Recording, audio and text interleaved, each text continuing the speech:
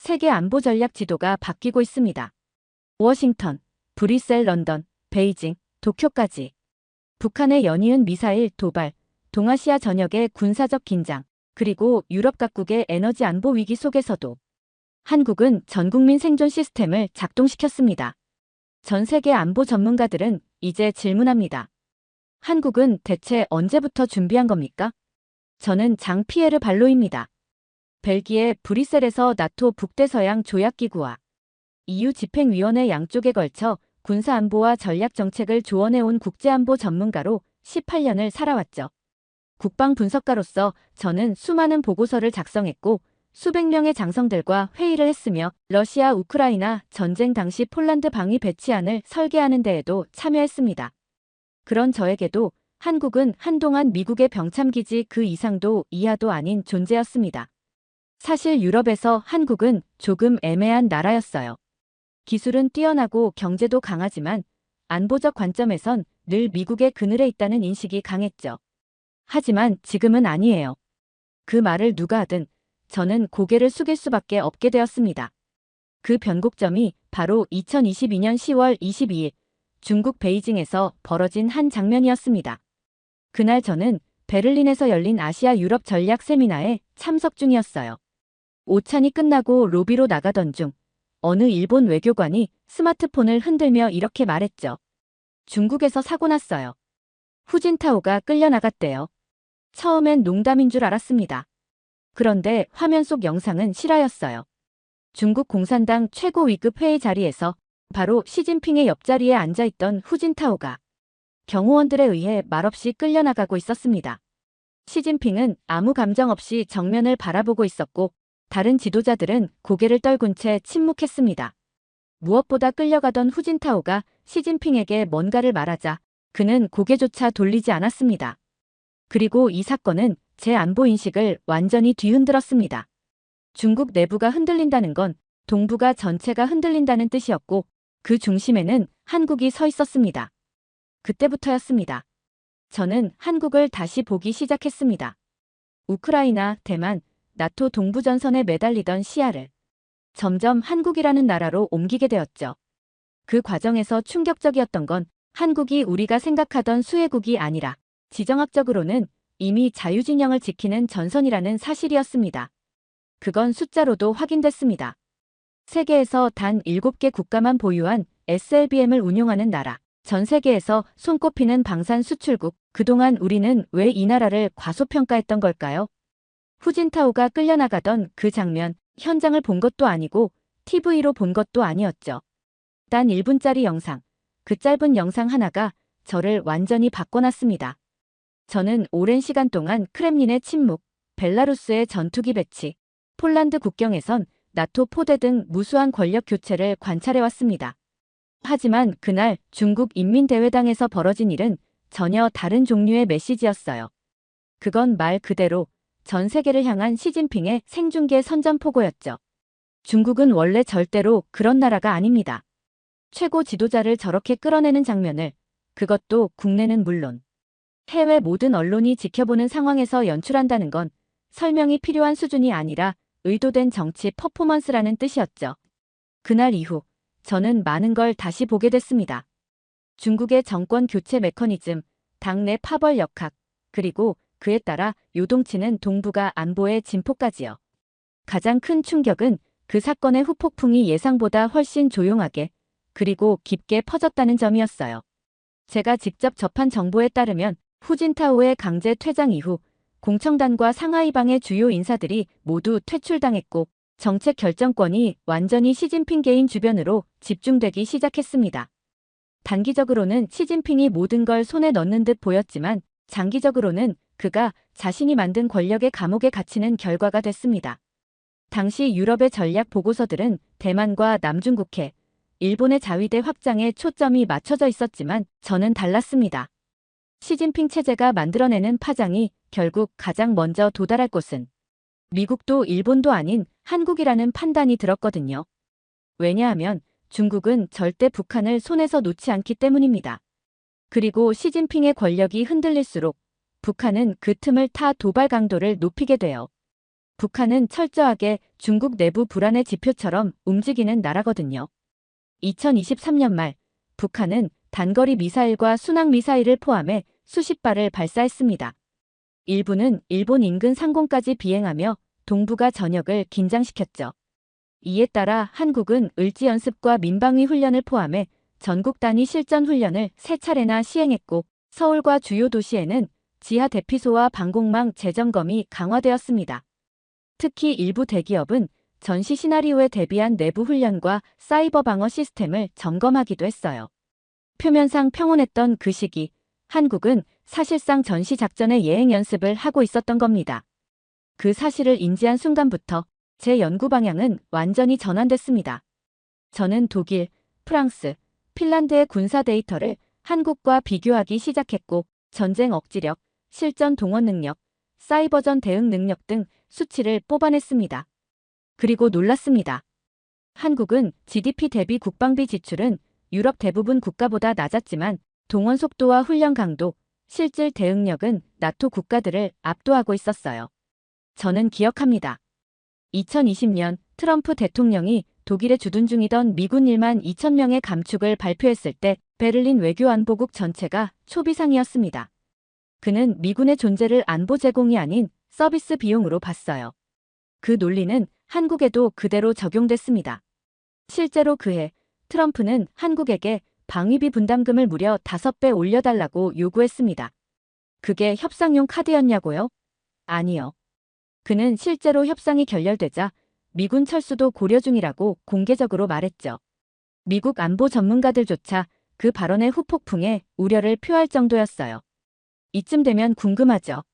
한국은 어떤 반응을 보였냐고요? 놀랍게도 아주 조용했어요.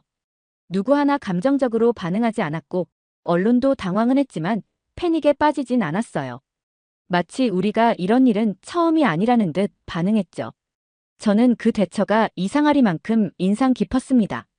그리고 본격적으로 한국의 전략적 내성을 파고들기 시작했어요.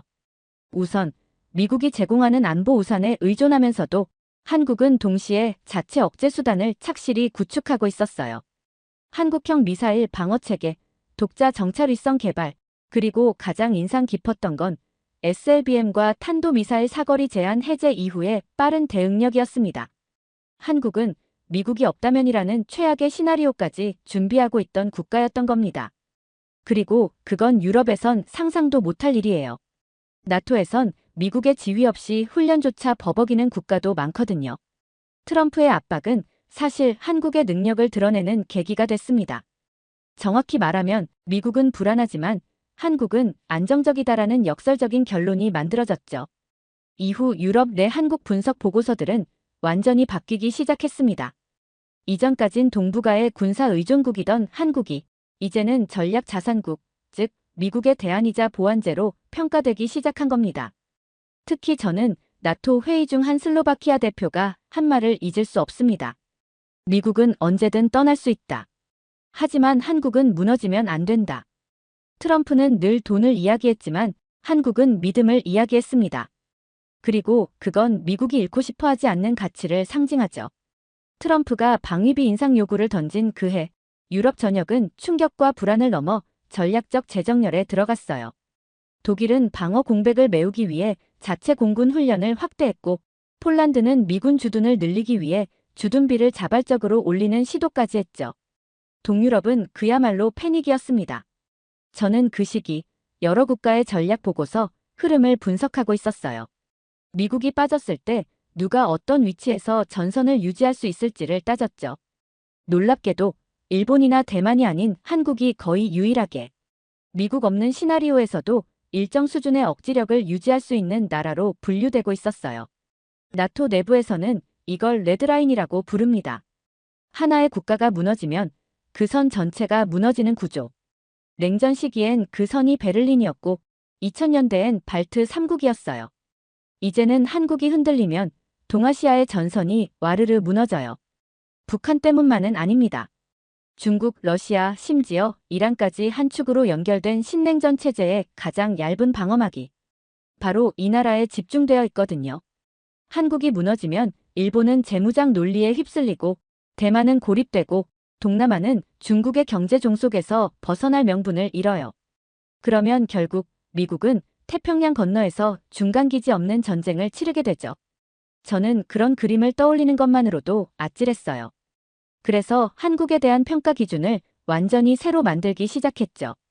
기존에는 GDP 대비 국방비, 군병력 수, 무기 성능 이런 지표들 위주였는데 전부 버렸습니다. 이 나라는 수치로 평가할 수 있는 수준을 넘어선 곳이었거든요. 한국은 정부만이 안보를 담당하지 않아요. 언론, 민간, 기업, 시민 모두가 하나의 유기체처럼 전시에 움직일 준비를 하고 있었어요. 서울시청 지하의 민방위 시설을 둘러봤을 때 그걸 실감했습니다. 전광판, 위성통신선, 비상발전기, 지휘석까지 정교하게 설계된 공간. 전시작전 지휘소가 아니라 전시 시민행동 지휘소에 가까웠어요. 심지어 대기업들도 매년 을지훈련에 참여하면서 자체 사이버 보안 상황실을 운영하고 있었습니다. 평화로운 도시에 전시 상황을 가정한 리허설이 매년 정기적으로 돌아가고 있었죠. 유럽에서 그게 가능할까요? 글쎄요. 런던에선 지하철 훈련도 시민 반발로 중단되기 일쑤입니다. 가장 무서운 건 분단, 전쟁, 폐허, 그 모든 걸 살아낸 세대가 지금도 사회의 핵심에 있고 그 기억이 제도와 문화를 통해 그대로 전승되고 있었어요. 저는 한국을 관찰 대상이 아니라 전략적 파트너로서의 실체로 보기 시작했어요. 그러자 보이기 시작한 것들이 있었습니다. 바로 전 세계가 조용히 한국 쪽으로 방향을 돌리고 있다는 흐름이었죠. 그 중심에 유럽이 있었습니다. 2022년 러시아의 우크라이나 침공 이후 유럽 각국은 무기 재편과 군체계 현대화에 나섰어요. 당연히 미국산 무기부터 검토했지만 뜻밖에도 대안으로 가장 많이 언급된 나라가 한국이었습니다. 놀랍지 않나요? 독일, 노르웨이, 폴란드, 핀란드, 체코, 슬로바키아까지 전통적 미국 동맹국들이 줄줄이 K무기를 선택하고 있었던 겁니다. 그들이 왜 한국을 선택했냐고요? 싸서 아닙니다. 싸고 좋은 건 중국도 있다고 착각할 수 있으니까요. 하지만 유럽은 달랐어요. 우리는 실전에서 살아남을 수 있는 무기를 원했던 거죠. 폴란드 국방부의 한 장교는 저에게 이렇게 말했어요. 우린 전시장용 장비는 필요 없다.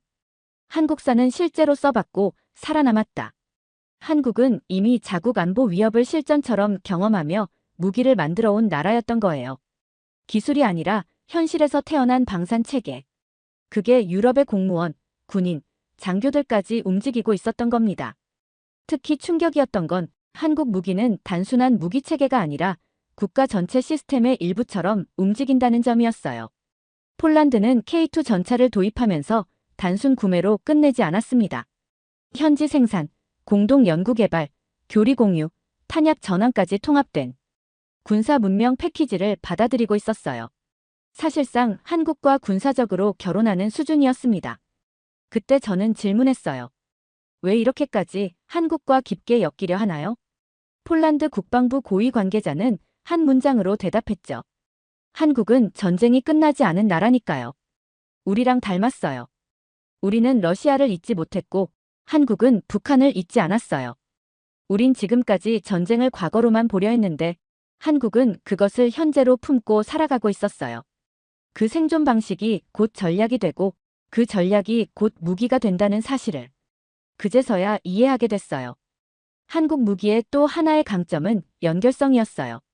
방산 하나만 따로 존재하는 게 아니라 전자, 반도체, 조선, 통신, 우주산업과 서로 긴밀하게 얽혀 있다는 점. 이게 전쟁터에서 얼마나 무서운 경쟁력인지 아시나요? 그건 전시 국가 운영 모드로 전환 가능한 시스템 보유국이라는 뜻이었어요. 유럽은 진짜 전쟁에서 살아남을 나라를 고르는 중이고 그 중에서 한국만이 무기, 시스템, 국민, 국가의지까지 전부 갖춘 나라라는 걸 알아버렸어요. 한국에 방문했을 때를 아직도 잊지 못합니다. 인천공항에 내렸을 때 공기가 다르다고 느꼈어요. 도시는 깨끗했고 공항부터 시내까지의 교통은 완벽했고 서울은 겉보기엔 아무런 위협도 없는 첨단 도시처럼 보였죠. 하지만 이상했어요. 너무 조용했거든요. 유럽처럼 정치 시위도 없고 언론이 자극적으로 떠들지도 않았고 사람들은 스마트폰을 보며 걸었지만 그 눈빛에는 설명하기 힘든 기본값으로 설정된 경계심 같은 게 깔려 있었어요. 그리고 그 느낌은 곧 현실로 드러났어요. 처음으로 방문한 곳은 서울시청 지하였습니다. 공무원들과 면담을 위해 방문했는데 우연히 민방위 대응 시설을 볼 기회가 있었죠. GPS 방해 대응 장비, 전시정보 서버, 위성통신 백업선, 비상전력 공급 장치. 이건 단순한 행정기구의 설비가 아니라 전시작전 통제소에 가까운 구조였어요. 서울 한복판에서 이런 걸 목격할 줄은 몰랐습니다. 그날 저녁 서울 지하철을 타고 강남역으로 향했어요. 출근 시간대엔 2분 3분 간격으로 열차가 들어왔고 모두가 질서정연하게 타고 내리더군요. 지하철역, 쇼핑몰, 학교, 심지어 고층 건물 지하 주차장까지 서울은 평시와 전시가 공존하는 구조로 설계된 도시였습니다. 하지만 그보다 더 충격적이었던 건 사람들의 태도였어요. 이 모든 시스템에 익숙하다는 듯 아무도 놀라지 않았고 누구도 불안해하지 않았습니다. 그들은 이미 오래전부터 이런 상황을 일상의 일부로 받아들이고 있었던 겁니다. 다음 날 국내 방산기업의 관계자를 만나러 갔어요. 그는 이렇게 말하더군요. 한국은 언제든 전쟁이 날 수 있는 나라입니다. 그래서 평소에도 전시에 맞춰 살아야 하죠. 그 말은 국가 시스템 전체가 실전 기준으로 짜여 있다는 뜻이었죠. 방산뿐 아니라 건설, IT, 물류, 의료, 심지어 교육까지. 전시 전환이 가능하도록 구조가 구성돼 있었습니다. 저는 문득 유럽을 떠올렸어요. 벨기에, 독일, 프랑스. 우리는 너무 오래 평화에 익숙해져 있었어요.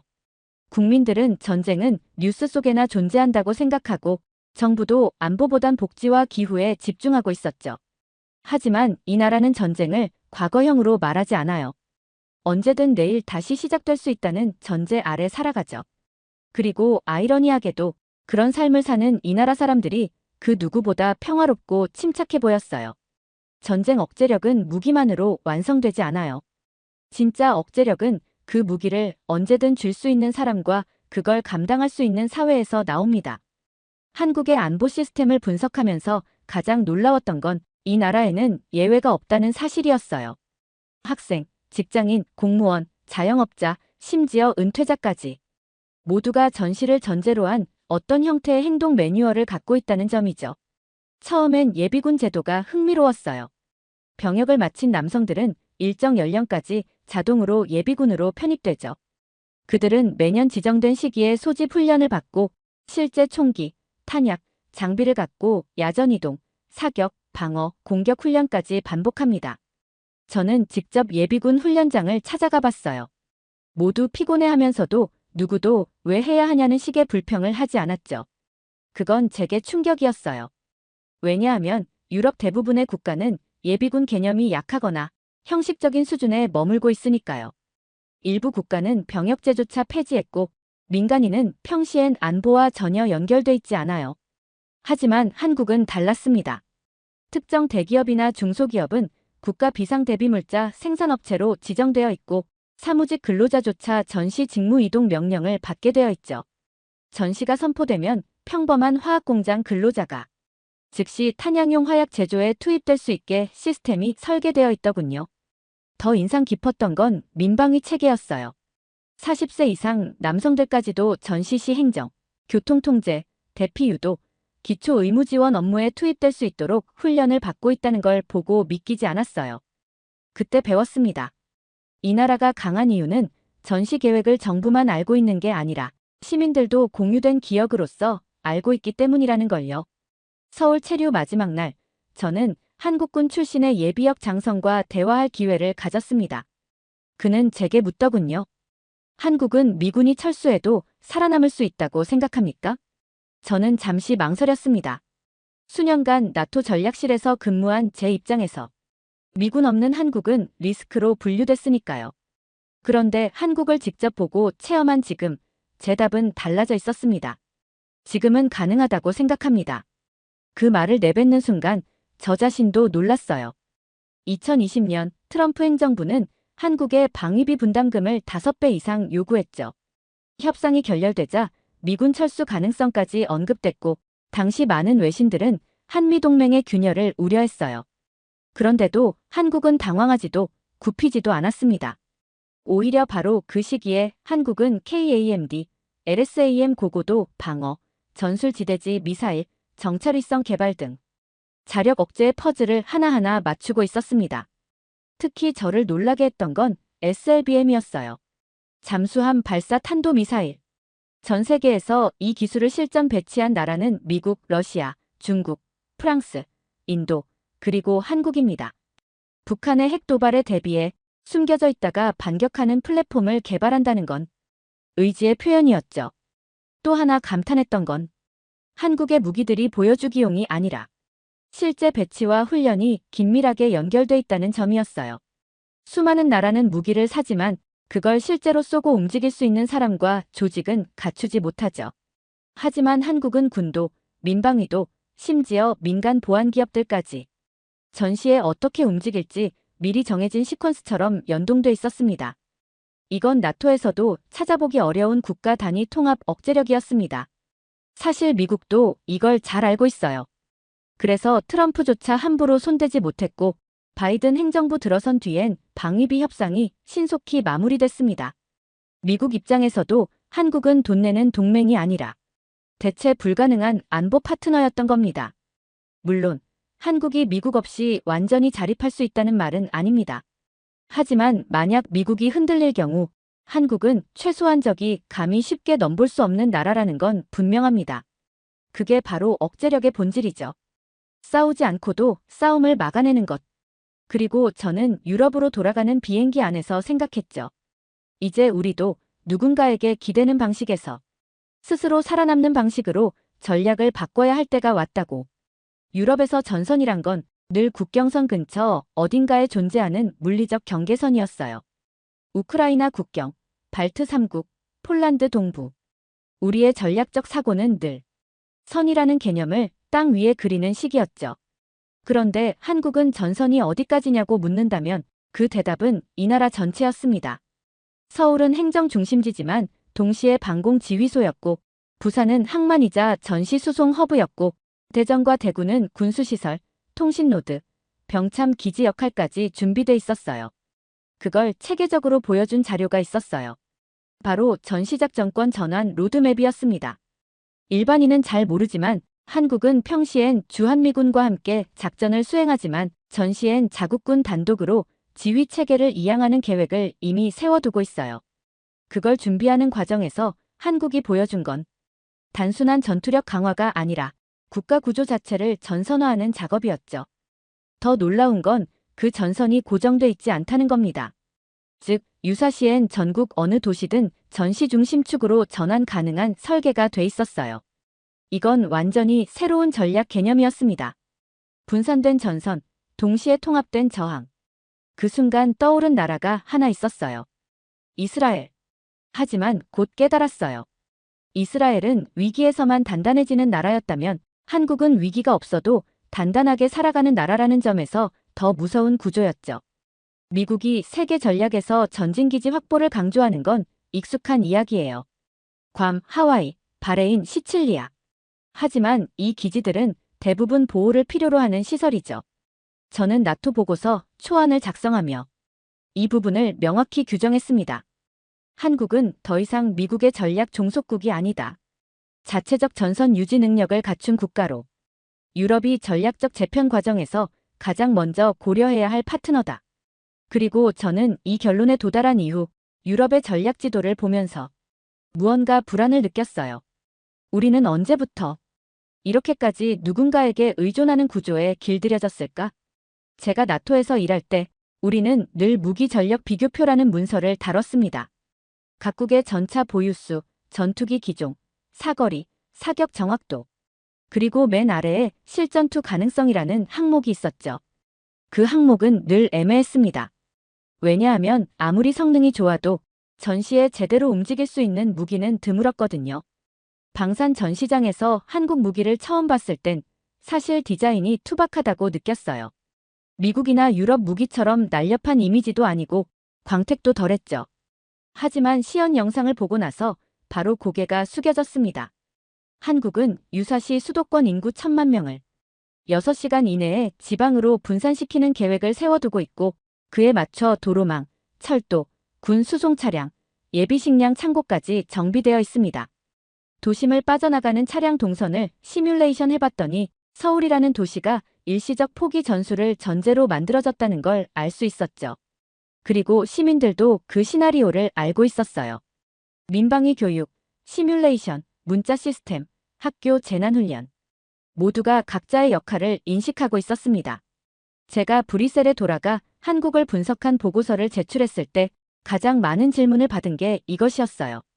그런데 그렇게까지 훈련시키면 국민들이 불안해하지 않습니까? 저는 단호히 대답했어요. 그들은 불안한 게 아니라 준비된 겁니다. 진짜 불안한 사회는 훈련하지 않는 사회입니다. 한국은 평화로운 척하지 않았어요. 그들은 전쟁이 끝나지 않았다는 전제에서 현실을 바라보고 있었습니다. 무기 자체도 물론 인상 깊었습니다. K9 자주포는 폴란드에서 주문량이 넘쳐났고 천무 MLRS는 이스라엘 무기 대체로 주목받고 있었어요. KF-21, SLBM, 중고도 무인기 등. 하지만 진짜는 그게 아니었어요. 그 무기들이 들어가는 틀, 즉 작동 가능한 시스템이 진짜였습니다. 유럽은 지금 뒤늦게 그걸 따라하려 합니다. 핀란드가 민방위 재정비에 들어갔고 독일은 국방비를 올리고 있지만 훈련된 사람과 움직일 수 있는 조직은 단기간에 만들어지지 않아요. 한국은 수십 년간 이걸 만들어 왔습니다. 교육, 행정, 군, 산업, 언론, 시민사회까지. 브뤼셀에 도착한 뒤 유럽 전략안보센터에 보고서를 제출했습니다. 한국은 단지 동맹국이 아니다. A4 용지 46페이지. 그 보고서를 제출했을 때 제 선배는 고개를 갸웃거리며 말했어요. 한국은 평화국 아닙니까? 저는 잠시 말이 막혔어요. 그가 말하는 평화는 총성이 없다는 뜻이었고 제가 본 한국의 평화는 지속 가능한 억제력 위에 세워진 질서였거든요. 그래서 대답했죠. 한국은 평화롭게 살지만 전쟁이 나도 버틸 수 있는 나라입니다. 그 점에서 유럽 대부분 국가보다 한참 앞서 있습니다. 그날 저녁 유럽의회 안보분과 회의가 있었어요. 각국 대표들이 나와 러시아의 위협, 이란의 드론 기술, 중국의 사이버 해킹을 논의했죠. 다들 자료를 넘기며 말했습니다. 유럽은 방어력을 회복해야 한다. 하지만 그 방어력이라는 단어에 사람이 빠져 있었어요. 전차와 무기를 이야기하면서도 그걸 움직이는 시민, 사회, 기업, 책임감은 언급되지 않았습니다. 그래서 저는 말했습니다. 우리는 지금 무기보다 더 중요한 걸 잃고 있습니다. 그게 뭔지 아십니까? 전시에 사회가 움직일 수 있는 체계입니다. 그리고 그걸 갖춘 나라는 지금 한국밖에 없습니다. 누군가는 불편해했고 누군가는 의아해했죠. 당신은 지금 유럽보다 한국이 앞서 있다고 말하는 겁니까? 저는 웃으며 대답했어요. 적어도 전시 생존력 기준에선 그렇습니다. 그 한마디는 예상보다 큰 파장을 불러왔습니다. 그날 이후 제 보고서는 유럽 국방분과에서 이례적 참고자료로 올라갔고 며칠 뒤 독일 외교부에서 내부 브리핑 요청이 들어왔죠. 제가 느낀 건 하나였습니다. 사람들은 진실을 처음엔 거부하지만 결국 데이터보다 더 강한 건 목격자라는 것이었어요. 그리고 저는 한국을 목격한 사람으로서 지금도 계속 이 이야기를 전하고 있습니다. 영국 국방대학, 파리전쟁연구소, 북유럽 정책포럼. 불과 몇 달 전까지만 해도 한국은 그저 미국의 보조국 정도로만 인식됐지만 이제 그 인식이 빠르게 바뀌고 있습니다. 한국은 국가 생존 전략이라는 새로운 기준을 만든 나라였어요. 무기 수입이 아니라 자립 시스템, 국민 동원의 강요가 아닌 공감된 훈련, 외세 의존이 아닌 독립된 판단. 한 번은 벨기에 국방부의 젊은 실무자가 제게 묻더군요. 우리가 진짜 한국을 따라 배울 수 있을까요? 너무 다른 사회 아닐까요? 저는 웃으며 대답했습니다. 한국은 우리보다 오래된 나라지만 지금은 우리보다 미래적인 방식으로 살아가는 나라입니다. 한국은 생존을 운명처럼 받아들이지 않았어요. 그들은 고통을 기념하지 않았고 복수를 외치지도 않았습니다. 대신 그 기억을 구조화하고 정책화하고 시스템화해서 이길 수 있는 방식으로 재설계했어요. 전 세계가 지금 위기 속에서 방황하고 있어요.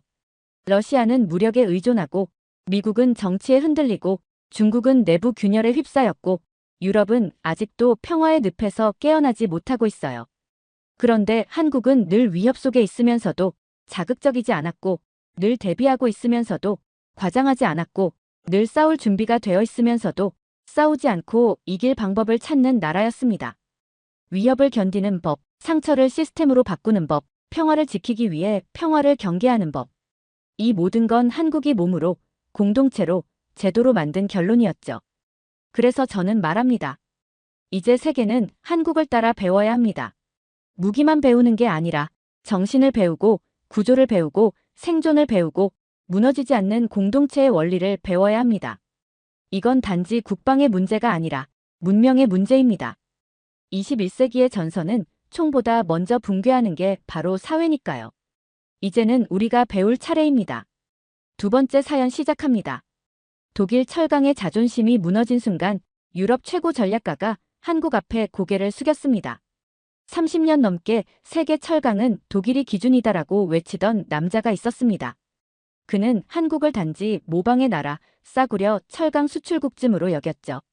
그런 그가 한국을 방문한 뒤 자신의 모든 철학을 부숴버립니다. 이건 공장이 아니라 국가였다. 기술이 아니라 정신이었고 산업이 아니라 생존이었다. 그는 충격을 감추지 못한 채 이렇게 고백합니다. 포항은 철로 먹고 살았고 이제는 철로 세계를 지배하고 있습니다. 대체 무슨 사연인지 오늘 사연 바로 시작하겠습니다. 저는 클라우스 바우어, 독일 철강기술진흥연구소 수석연구원으로 튀센크루프, EU산업기획국에서 30년 이상 근무한 유럽 철강계의 전략 자문가입니다.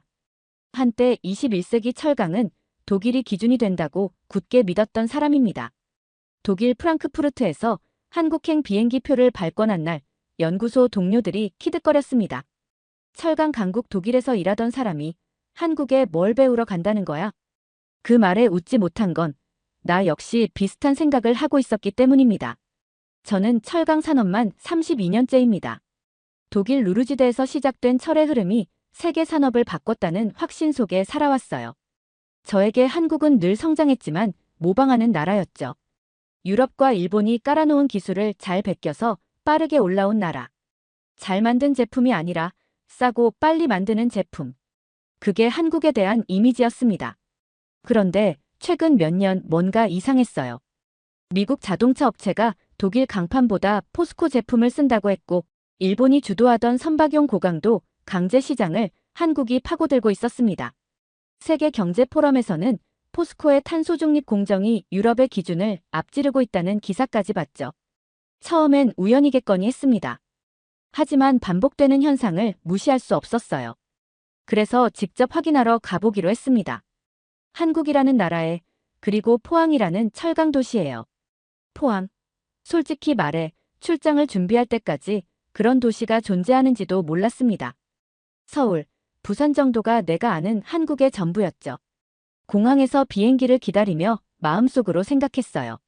클라우스, 넌 세계 최고 철강 연구소에서 일해온 사람이다. 그런 내가 한낱 아시아의 변방에서 뭘 보고 돌아올 수 있겠어? 비행기 안에서 여러 보고서와 데이터를 다시 정리했습니다. 포스코 생산량 세계 5위권, 기술력 평가 세계 1, 2위, 탄소 중립고로 운영 중. 자동차, 조선, 건축 강제 모두 세계 최상급. 그리고 최근에는 수소환 원제철까지 준비하고 있다는 분석이 보였죠. 그 순간 약간의 긴장이 몰려왔습니다. 이거 보통은 아닌데. 하지만 끝까지 고개를 갸웃했어요. 그래도 독일만 하겠어? 라는 고정관념은 쉽게 무너지지 않았습니다. 사실 이때까지만 해도 몰랐습니다. 내가 향하고 있는 곳이 공장이 아니라 산업유산의 성지라는 것을요. 인천공항에 도착하자마자 작은 위화감을 느꼈습니다. 공항은 너무나도 질서정연했고 입국 수속은 디지털 셀프 키오스크로 3분 만에 끝났습니다. 모든 안내가 영어, 한국어, 일본어, 중국어로 동시에 나왔고 가장 놀라운 건 직원이 단 한 명도 소리를 지르지 않는다는 점이었어요.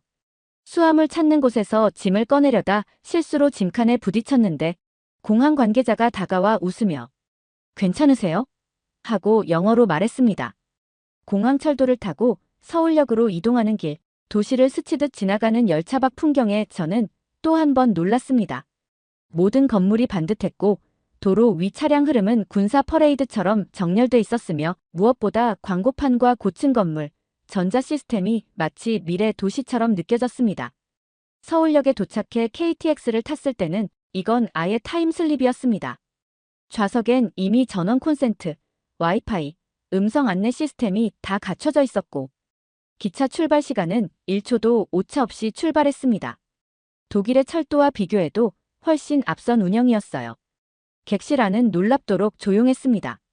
누구 하나 전화를 크게 받지도 음식물을 흘리지도 않았고 쓰레기 하나 없이 정돈된 공간은 마치 이동하는 컨퍼런스룸 같았어요. 그 순간 고개를 들고 창밖을 바라보았습니다. 창밖으로는 산과 강, 고속도로, 철도, 아파트가 자연과 공존하며 흐르고 있었습니다. 뭔가 잘못 알고 있었던 느낌. 한국을 단지 산업 따라잡기 국가 또는 중저가 제품 수출국 정도로 여겼던 생각이 하나하나 틀어지고 있다는 느낌이 강하게 들었습니다. 포항에 도착하자마자 눈을 의심했습니다. 한국의 지방도시쯤으로 생각했던 이곳은 제가 알던 어떤 공업 도시와도 전혀 달랐어요. 도시 전체가 마치 하나의 거대한 기계처럼 움직이고 있었거든요. 심장이 뛰는 듯한 쇳물의 소리, 규칙적으로 진동하는 땅. 호텔로 가기 전 차량 창밖을 내다봤어요. 눈에 들어온 건 퇴근 시간도 아닌데 발걸음을 재촉하는 사람들, 사원증을 목에 건 채 자전거를 타고 달리는 중년 남성들, 그리고 저 멀리 수직으로 솟은 굴뚝에서 뿜어나오는 하얀 수증기. 가이드는 말했죠. 저 굴뚝에서 나오는 건 연기가 아니라 수소 수증기입니다. 포스코는 이산화탄소 배출을 최소화하는 하이브리드 제철 공정을 세계 최초로 시험 중입니다. 이 말에 놀란 동시에 약간의 당혹감을 느꼈습니다. 우리가 수년간 기획만 하고 있었던 수소 제철이 이 작은 도시에서 이미 실현 단계에 있다는 게 믿기지 않았어요. 그날 오후 제철소 인근 카페에서 포항 시민 한 분과 우연히 대화를 나누게 됐습니다. 그는 70세가 넘은 퇴직 노동자였습니다. 저를 힐끗 보며 이렇게 말하더군요. 포항 사람들은 포스코를 공장이 아니라 가족이라 불러요. 여긴 제철소가 아니라 우리가 숨쉬는 심장이에요. 정말이었습니다. 공장만 크고 끝나는 곳이 아니었어요. 포항은 제철소를 중심으로 유기적으로 설계된 거대한 생태계였어요. 도시 곳곳에 보이는 포스코 어린이집, 포스코 병원, 포스코 도서관. 국가가 해야 할 역할을 기업이 해내고 있었어요. 심지어 도시 교통 신호체계조차 제철소 교대 시간에 맞춰 조정된다는 사실에 다시 한번 놀랐습니다. 그리고 그날 밤 숙소 창가에 서서 멀리 제철소에서 밤새 뿜어나오는 붉은 빛을 멍하니 바라봤습니다. 그 빛은 공포스러울 정도로 강렬했지만 동시에 따뜻하게 느껴졌습니다. 도시에 녹아있는 쇳물의 숨결은 독일 루르지대에서도 느껴보지 못한 것이었습니다. 거긴 산업이 도시를 지배했다면 여긴 산업이 도시와 함께 숨쉬고 있었어요. 그때 깨달았습니다. 포항은 산업도시가 아니라 강철로 태어난 생명체라는 것을요.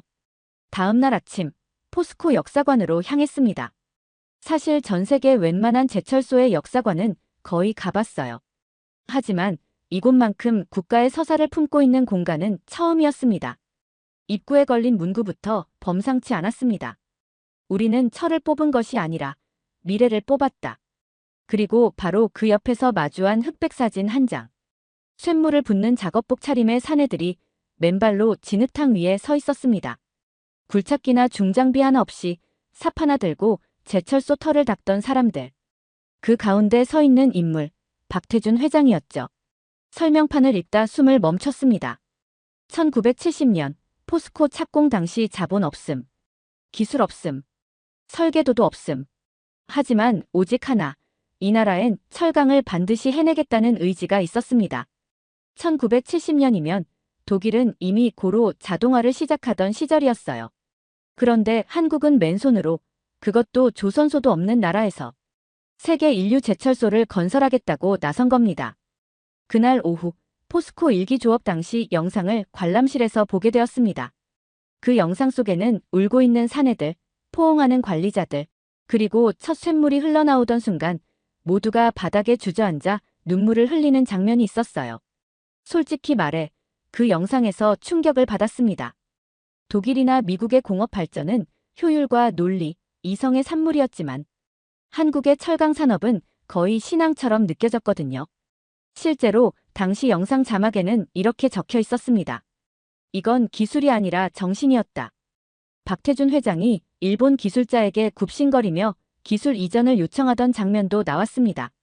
자존심을 버려서라도 기술을 얻으려 했고 그러면서도 절대 흔들리지 않던 눈빛이 인상 깊었습니다. 그리고는 일본 기술자들이 놀라며 했던 말이 나왔죠. 한국인은 모든 걸 질문하고 모든 걸 외운다. 기계보다 빠르게 배운다. 이 대목에서 헛웃음이 났습니다. 모방만 잘한다고 믿었던 제가 얼마나 오만했는지를 절실히 깨달았기 때문이죠. 그들은 따라한 게 아니라 맨손으로 역사를 새로 쓴 겁니다. 역사관 구석엔 퇴직자들의 사진이 빼곡히 붙어 있었습니다. 이름도 없이 수많은 얼굴들. 그중 한 노인의 메모가 마음을 찔렀어요. 우리는 고철 속에서 나라를 건졌다. 밤에는 눈물이 고이고 낮에는 땀이 고였다. 하지만 한 번도 후회한 적 없다. 그들이 만든 건 강철이 아니라 국가의 기반, 그리고 후손들에게 넘겨줄 자존심이었습니다. 밖으로 나서며 스스로에게 물었습니다. 클라우스, 넌 지난 30년을 강철만 연구했지. 그런데 이 사람들은 강철로 미래를 만들었잖아. 이 도시엔 철강 기술만 있는 게 아니었습니다. 한 세대의 의지, 기억, 눈물, 그리고 자존감이 고로 위에 쌓여 있었던 겁니다. 포스코 본사 관계자의 안내로 드디어 포스코의 최신 고강도 강판 생산 라인에 들어섰습니다. 철이 움직이는 걸 본 건 처음은 아니었어요. 하지만 그날 철이 살아 움직인다는 걸 처음으로 느꼈습니다. 라인 한복판에서 인간은 거의 보이지 않았습니다. 로봇 암과 자동화 센서, AI 기반 제어 시스템이 마치 살아있는 유기체처럼 스스로 움직이고 있었죠. 이곳은 인공지능이 철의 두께와 강도를 실시간으로 분석해 가장 적절한 열처리 조건을 자동으로 조정합니다. 엔지니어의 설명을 듣는 순간 한 박자 늦게 고개를 끄덕였어요. 포스코는 단지 철만을 찍어내는 곳이 아니었습니다. 세계 군수산업, 우주항공, 원전 구조물에 들어가는 특수 목적 강제까지 독자적으로 생산하고 있었죠. 더 놀라운 건 이 모든 기술의 90% 이상이 자체 개발이라는 사실이었습니다. 일본처럼 수십 년 축적된 기초소재 기술 없이 그들은 완전히 새로운 방식으로 철강 기술의 사다리를 뛰어넘고 있었어요. 잠시 독일에서의 기억을 떠올렸습니다. 우리는 탄소 중립을 말하고 있었고 이유는 철강 탄소세를 걱정하며 규제만 쏟아내고 있었죠. 하지만 한국은 이미 무탄소 제철 실험을 공정에 적용하고 있었습니다. 한 포스코 기술연구소 연구원이 이런 말을 했습니다. 기술은 따라가는 게 아니라 이유를 묻는 순간 바뀝니다. 30년 전 독일은 세계를 이끌었고 한국은 겨우 철근 하나 자급하기도 벅찬 나라였죠. 그랬던 한국이 지금 독일 기술자들이 참고하는 표준을 만들고 있는 겁니다. 포스코는 현대차, 삼성, LG 같은 대기업들의 기반을 다지고 있었고 한국은 이 철강 하나로 조선, 자동차, 반도체 공장을 지탱하고 있었어요. 즉, 철이 무너지면 산업이 무너지고 산업이 무너지면 한국이 흔들리는 구조였습니다. 그들이 만든 고강도 철강은 방탄차량, 스마트 선박, 초경량 고층 건물에 쓰이고 있었고 이젠 그 기술을 중동, 유럽, 동남아가 사정하며 사가는 시대가 된 겁니다. 그날 밤 호텔로 돌아오는 길, 묘한 감정에 휩싸였어요. 자부심, 당혹감, 부러움, 아니면 경외심. 확실한 건 하나였습니다. 이미 한국은 우리를 뛰어넘었다. 다음 일정은 포스코의 사내 복지시설과 사회공헌 인프라를 둘러보는 것이었습니다. 처음엔 관광객용 프로그램이겠지 하고 가볍게 생각했어요. 하지만 단 10분 만에 머릿속이 하얘졌습니다. 보여주기 위한 장식이 아니었거든요.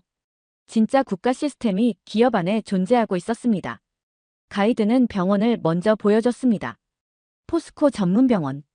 외래 환자 수 하루 3,000명. 최신 의료 장비가 구비돼 있었고 의사는 대부분 지역 출신이거나 포스코에서 전액 장학금으로 양성한 인재들이었습니다. 여긴 산업재해자만 보나요? 라고 묻자 가이드는 고개를 저었습니다. 아니요. 일반 시민 누구나 진료받습니다. 진료비도 시립병원 수준입니다. 놀라움을 감추기 어려웠습니다. 독일에서도 기업이 병원을 세우는 경우는 매우 드물고 있더라도 직원만을 위한 폐쇄형 시스템이 대부분이니까요. 그 다음은 포스코 어린이집이었습니다. 국공립 기준보다 시설이 훨씬 좋았고 교사 비율도 높았어요. 가이드는 말했습니다. 아이 키우는 엄마들이 밤샘 근무를 하더라도 안심하고 맡길 수 있어야죠. 그래야 여성이 공장에서 오래 일할 수 있습니다. 기업이 여성 인력의 고용 안정을 위해 아이까지 책임진다는 사고방식. 심지어 포스코는 포항시립도서관, 과학관, 문화회관도 운영하고 있었습니다. 그건 말 그대로 포항의 국가를 대신하는 존재였어요. 도서관 입구엔 이런 문구가 걸려 있었죠. 우리는 철을 넘어서 사람을 만듭니다. 어떻게 이렇게까지 가능했을까? 궁금함이 밀려들었고, 그래서 포스코 퇴직자 한 분과 직접 이야기를 나누게 됐습니다. 그분은 1980년대에 입사해 30년을 근속하고 정년퇴직한 분이셨습니다. 자신을 철의 세포라 불렀고 고요한 말투 속에 깊은 자부심이 느껴졌습니다. 우리는 그냥 철을 찍은 게 아닙니다. 그 철 안에 우리 애들 학비, 부모님 병원비, 동료의 명예까지 다 녹아 있었어요. 포스코는 제품을 생산하는 공장이 아니었습니다. 사람을 품는 구조, 가정을 지키는 시스템, 도시를 굴리는 심장이었어요. 그리고 더 놀라운 건 그 구조가 흔들림 없이 작동하고 있다는 사실입니다. 독일에서는 기업이 이윤 추구 외에 이런 사회적 책임을 다하는 경우가 거의 없습니다. CSR, ESG, 다 보고서용입니다. 하지만 한국의 포스코는 실질적 국가 행정 기능을 수행하고 있었어요. 게다가 그것이 수십 년간 유지되고 있다는 사실은 더욱 충격적이었습니다. 포스코가 무너지면 포항이 무너진다는 말이 괜한 소리가 아니었습니다. 아니, 어쩌면 포스코가 무너지면 한국이 흔들린다는 말이 더 정확했을지도요. 그날 밤 숙소로 돌아가는 길에 택시기사 한 분과 나눈 대화가 인상 깊었습니다. 당신도 포스코에 다닌 적이 있나요? 아니요, 택시만 했습니다. 그래도 포스코 덕은 많이 봤죠. 병원도 싸고 문화회관에서 손주들이 피아노 배워요. 보이지 않지만 모두가 그 속에서 살고 있었고 그 공기가 사라지면 도시는 숨을 쉴 수 없게 되는 구조. 그날 이렇게 정리했습니다. 포스코는 더 이상 기업이 아니다. 이건 도시 전체를 운영하는 시스템이고 그 시스템은 국가보다 더 국가 같았다. 다음 일정으로 포스코 본관에 위치한 박태준 기념관을 방문했습니다. 처음엔 기업 창업자의 기록관쯤으로 생각했어요. 그런데 아니었습니다. 이곳은 경영자 전시장이 아니라 한국가의 철학과 선택을 기록한 공간이었죠. 입구에서부터 분위기가 묵직했습니다. 박정희 대통령의 친필 휘호가 걸려 있었고 그 아래에는 이런 문장이 적혀 있었습니다. 철이 없으면 산업이 없고 산업이 없으면 나라도 없다. 그 문장은 그냥 선언이 아니었어요. 가난과 절망, 분단 속에서 국가가 택한 단 하나의 돌파구였던 거죠. 철강이 아니면 아무것도 시작할 수 없던 시대. 한국은 바로 그 중심에 제철보국이라는 신념을 놓았습니다. 기념관 곳곳에는 당시 정부 문서, 차관 도입 자료, 일본과의 협상 기록이 그대로 보존돼 있었습니다.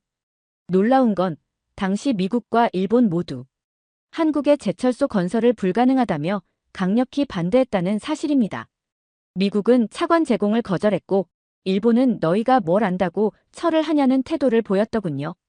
하지만 한국은 물러서지 않았습니다. 그리고 그 중심엔 박태준이라는 인물이 있었습니다. 박태준 회장의 육성이 녹음된 인터뷰가 틀어졌습니다. 아무것도 없었습니다. 돈도 기술도 사람도. 하지만 한 가지만 있었죠. 이걸 하지 않으면 나라가 망한다는 절박함. 그 말에 한동안 움직일 수 없었습니다. 독일은 기술로 철을 찍었습니다. 하지만 한국은 존재 이유를 걸고 철을 뽑았던 겁니다. 철강은 그들에게 생존 그 자체였고 국가의 자존심이었습니다.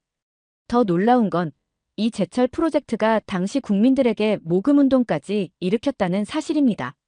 국가도 기업도 없던 시절 사람들은 쌀을 팔아 차관을 갚고 청년들은 군대 제대 후 곧장 포항으로 달려와 삽을 들었습니다. 기념관 벽 한쪽엔 이런 문장이 적혀 있었습니다. 우리는 쇳물 속에 꿈을 녹였다. 그 쇳물이 식을 때마다 대한민국은 다시 태어났다. 서양은 철을 기술이라 부르지만 한국은 철을 정신으로 다뤘구나. 그게 가장 결정적 차이였고, 그래서 지금 이 나라가 철강을 넘어 산업 전체를 이끌 수 있었던 겁니다. 기념관을 나와 걷던 중 한 낡은 건물 앞에 포스코 퇴직자회관이라는 간판이 보였습니다. 호기심에 잠시 들렀고 그곳에서 우연히 한 노인을 만나게 됐습니다. 이름은 김동수. 1948년생, 포스코 창립 2년차에 입사해 33년을 근속하고 은퇴한 분이었어요. 처음엔 조용히 커피를 마시며 말없이 앉아 계시더군요. 하지만 제가 독일에서 온 철강 연구자라고 말하자 그분의 눈빛이 흔들리기 시작했습니다. 독일 사람이라면 옛날엔 우리가 많이 부러워하던 나라죠. 그분은 담담하게 말을 꺼냈습니다. 그땐 우리가 아무것도 없었어요.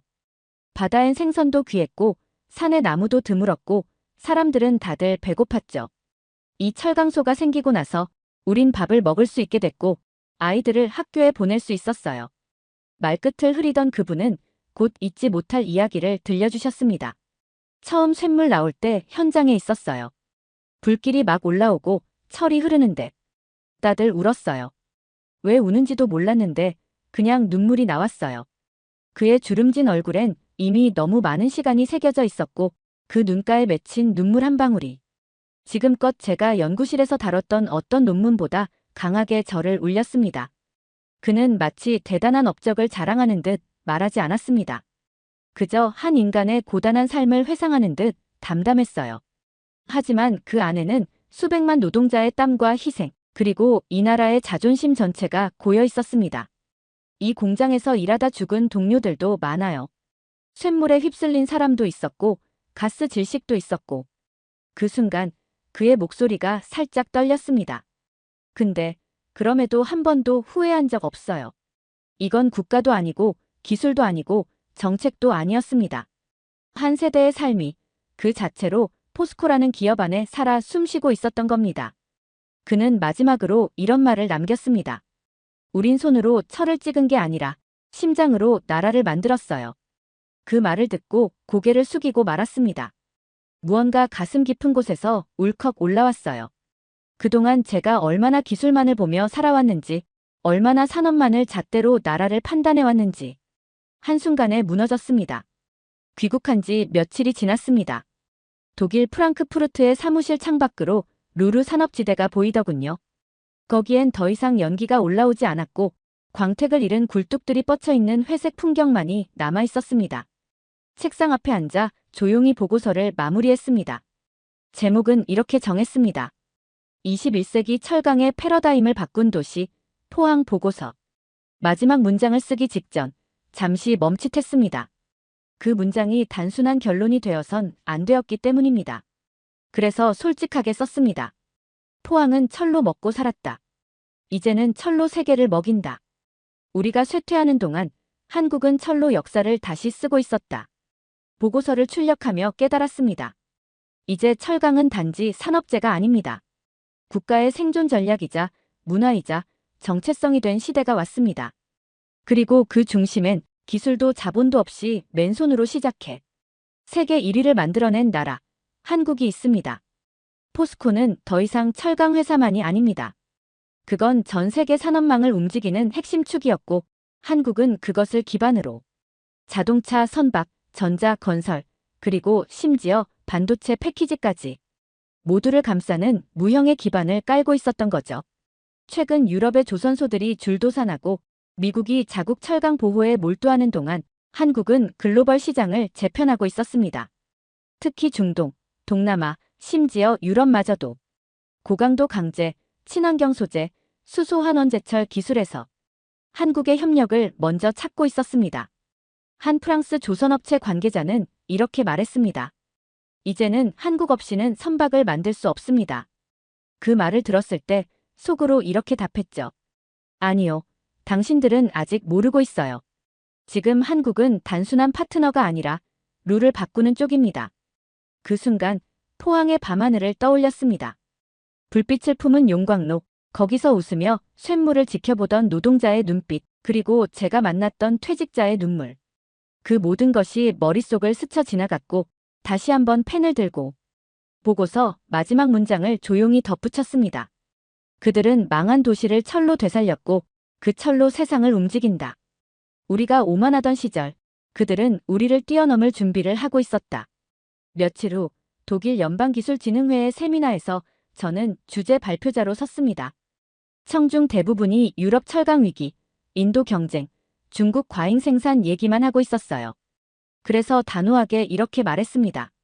지금 우리가 주목해야 할 건 중국도 아니고 미국도 아닙니다. 가장 조용히, 가장 확실하게 세계 철강의 기준을 바꾸고 있는 나라는 바로 한국입니다. 청중이 술렁였고 몇몇은 고개를 갸웃했지만 그건 중요하지 않았습니다. 왜냐하면 봤거든요. 포항이라는 도시의 숨결을, 포스코라는 생명체의 박동을, 그리고 맨손으로 일궈낸 기적을. 이제는 말할 수 있습니다. 한국은 철로 시작했지만 철을 넘어서 있다고요. 그리고 그들의 불꽃은 아직 식지 않았다고요. 영상 일부는 무료 영상 소스를 활용했으며 편집 및 내용 구성은 감동탐험이 직접 진행했습니다. 사연 이야기가 좋았다면 구독과 댓글로 남겨주세요. 더 재미있는 사연으로 돌아오겠습니다. 이상 감동탐험이었습니다.